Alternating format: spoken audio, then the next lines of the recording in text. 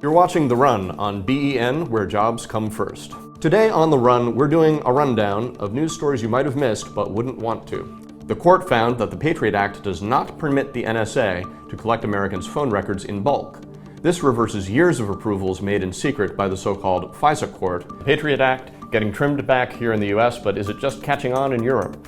We'll check in on the surprising appeal to Big Brother now underway in France when we come back. Stick with The Run. The number of people is at an all-time high crying, America should not be the world's policeman. Are we going to be the world's refuge for every conflict? You're calling it a system where there's a traffic stop for a taillight that's out, and that leads to a fine, and that leads to a court appearance that is missed, which leads to another fine, which then leads to a bench warrant. Is that the kind of That's what I mean. And not about? only does it impoverish that individual, but it can also ruin that person's life. When you say this country was built on violent protest, wasn't it also built on Henry David Thoreau, Reverend Dr. Martin Luther King?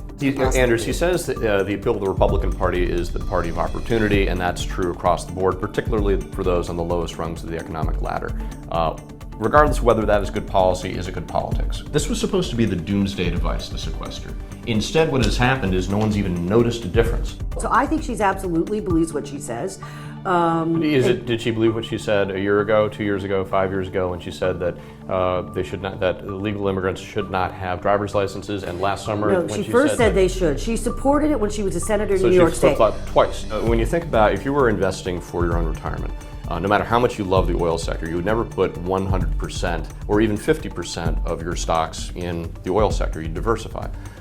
Why shouldn't the country do exactly that with something as important as our energy supply? We are actually debating the merits of a Marco Rubio proposal that no one else is taking seriously. But did he propose that in the Senate, or at the state? Did he just say it? In the Senate. You could still tax them with property taxes. When they sell or when they buy?